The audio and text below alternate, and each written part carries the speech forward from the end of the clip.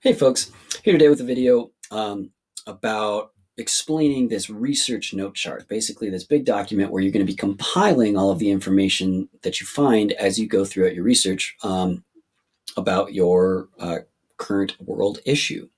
So, as you can see, I've got space in this document for up to 4 sources. Obviously, you can go over that if you want, but 4 is kind of our minimum goal. That's what we're shooting for um, each project that we're doing. And there's some really important information that I want you to collect as you go through and evaluate your sources. So as you're looking on these online research databases and as you're scouring the internet for information that's going to help you answer your research question and address and educate yourself on this issue, when you find a good one, when you're like, oh yes, I am going to use this article, this is it, this is probably going to make it into my final paper, collect this information right away. Start building it right away. So give me the title of the article. Make sure you're finding and copying that URL or that permalink if you're using a research database. So if you don't remember what I'm talking about, go back and review those videos. And then also create a full citation and an in-text citation. Just do it right away, right? Before you really start taking notes on that article, skim it, make sure it's an article that's going to be good, and then just go get this citation information. And if you're not sure like what a full citation or an in-text citation is and you don't quite remember, I've got you back. So if you head over to mrrested.com and scroll down to the spring units, the research project, and click on my research resources page, it's going to be a great hub for you to help compile any information that you need that I'm asking you to do. There's a couple things I want to point out. So number one, I've got a video about how to use those research databases and access to those research databases. I've got an example of a note chart that we're going to look at here in a second.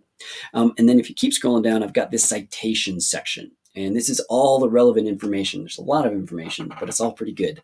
So I've got a general overview of what I mean by a full citation and how to create one. I've got an overview about what an in-text citation is and how to create it. And then I've got 3 smaller videos about how to find this information on the Issues and Controversies database, about the EBSCOhost database, and then here's how you're going to compile information from just a general web search, right? I find an article online. How do I create a citation when I don't have a research database that's doing it for me? So all this information is great. Again, I'll point out Purdue OWL. This is an awesome resource for you folks that really gives in-depth information about here's a bunch of different sources that you're going to need to pull up. So, all right, let's take a look here now at the rest of our note chart. Oops, there it is. Okay, so obviously you're going to collect notes and you're going to evaluate information as you're reading and just try to pull out. I do a lot of copy and pasting. You can do some paraphrasing here, but I do a lot of copy and pasting when I'm collecting notes. So any quotation or statistic or detail that I think is going to be useful in building my argument or building arguments for each perspective or giving me background information, copy that, put it in this note chart. And then when you're done compiling all your notes, create an objective summary as well as a brief statement where you're going to evaluate the credibility of each source. So let's take a look at a finished product so you can kind of see what this looks like. So on my research resources, I just clicked on this completed note chart example document that you guys all should have access to. And this is what your finished note chart might end up look like. Now, this is pulled from an actual student essay from a couple of years ago, and she did an exceptional job. So I'm going to lead with that, knowing that you probably don't have to go quite this in depth in terms of the notes that you're taking, but this is a good goal for you to shoot for. So noticing right off the bat, we've got her source listed. I've got that full citation information. I've got the in-text citation information, and I've got this permalink here so this student could get back to this article if they ever needed to. Now, ideally, we're collecting enough information and taking enough notes that we wouldn't have to come back to the source, that once I'm done doing my research and reading, everything I need is right here. But it's always important to keep those links if you do need to go back and review. And then take a look at these notes that this student took.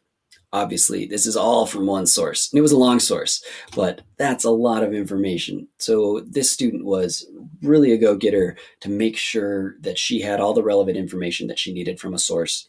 Obviously, not all of this made it into her final research paper, but she had ample information to be selective in the types of information and types of quotations that she was using in her paper.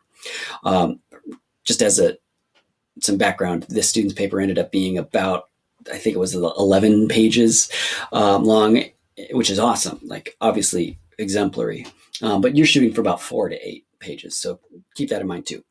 And then take a look at the end of each source where the student has written a brief summary using our objective summary notes, and then also a brief statement of credibility. Here's why this source can be trusted, or at least here's the perspective that this source is coming from. Because not every source is going to be like perfectly unbiased and,